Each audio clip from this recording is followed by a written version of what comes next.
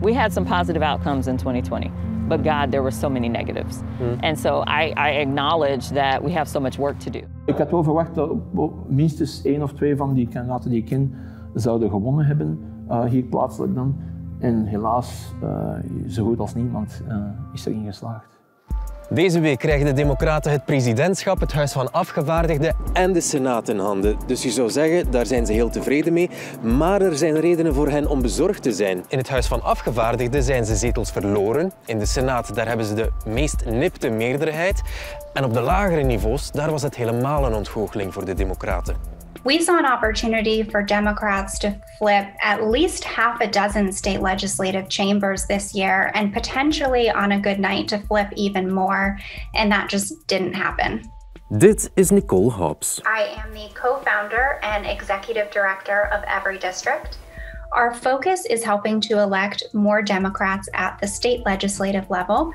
And I guess that Democrats expected more and things didn't turn out that way. No, actually, Democrats did not flip a single state legislative chamber this year. And in fact, in many of the states where Democrats thought they had an opportunity to flip chambers, not only did they not get those flips, they actually saw a net loss in seats. Thierry Wernaars is een Belgische Amerikaan uit Concord, North Carolina. Hij is erg actief binnen de Democratische Partij. De laatste verkiezingen waren ook voor hem een grote ontgoocheling. Buiten het feit dat de gouverneur hier, Roy Cooper, dat is een democraat, die is met een vrij ruime meerderheid herverkozen. Maar naast dat gegeven hebben we hier bijna alles verloren. Ook op presidentieel vlak heeft Donald Trump hier de staat weliswaar erg nipt, maar heeft hij de staat North Carolina wel degelijk gewonnen. Ja. Maar daarnaast was er natuurlijk wel een ontgoocheling dat veel van die kandidaten die ik ken verloren hebben, alhoewel ze zeer goede kandidaten waren, zeker geen amateurs, zelf ook veel geld hebben uitgegeven aan die campagne en toch verloren hebben. Losing state legislative races where power is actually handled in the states was a significant blow. Amy Steele verloor in 2020 voor de tweede keer nipt de verkiezing om een zitje in het staatsparlement van North Carolina. Volgens haar door een ongelukkige samenloop van omstandigheden. We've had COVID, we've been dealing with COVID all year long. And so I knew that I couldn't run the way I normally would have run, which is to be out knocking doors, to scale up an operation of voter contact in person, and not being able to do that just really hurt. But you would think that Republicans had the same problem or not? Well, but they continue to knock doors and they continue to go and see people. By them going ahead and doing that voter contact the same way I would have done, but on a massive scale, it definitely wasn't a level playing field. Yeah. So in that regard, I lost by just under 3,000 votes. Maar er is nog een reden waarom het voor Amy Steele en veel andere kandidaten moeilijker was om te winnen. De manier waarop de kiesdistricten gevormd worden. As it stands, we are literally leaving another district and crossing over into my district. This is the line. This is the line, right here between these lights. So that's not my district, this is my district. But this is all one town connected. The way that this line is drawn right now, does this disadvantage you in any way? It disadvantages me, yes, because it cuts out voters that know me and that would likely vote for me.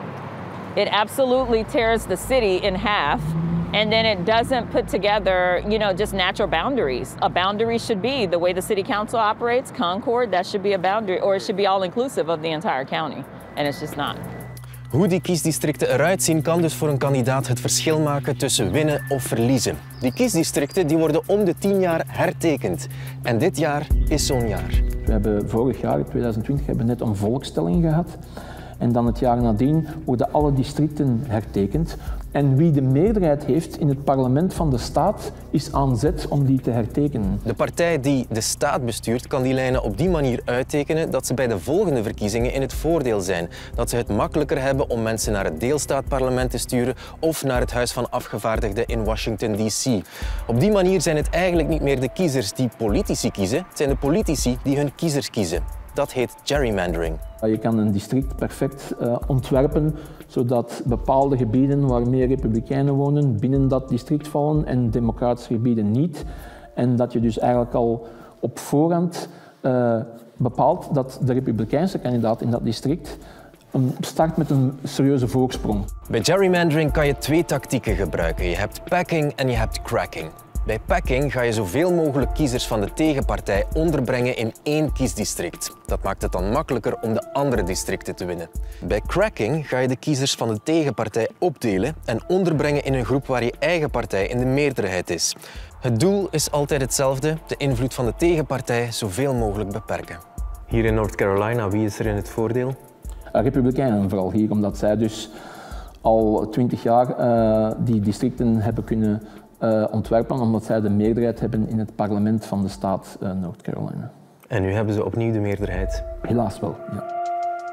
En North Carolina is niet de enige staat waar de Democraten ondanks hoge verwachtingen en enorme budgetten naast de macht gegrepen hebben. It's going to be so much harder for Democrats to flip seats over the next decade because of what happened in this election cycle. And given the state-based geography that we have here in the United States in terms of the way our governance works, definitely presents a challenge for Democrats moving forward. What do you expect that will happen now that Republicans will draw the maps again? We do have some opportunities. We saw lines get redrawn because we won in court. There are opportunities to still litigate to fairer maps. You can fight that. We can fight that. Do we want that? No, obviously we don't, but that's basically what we've been given. We also have the opportunity to outsmart the opposition and be able to engage in the type of organization and work that should be done to mobilize communities that are typically ignored by majority party. Imagine if every eligible person actually voted. Do you think the lines would even matter? Probably not. So we have to think outside of the system. And I'm going to tell you, as a Black woman, I've had to do that my entire life. I've been here before, and I'll likely be here again, and I'm not going to give up.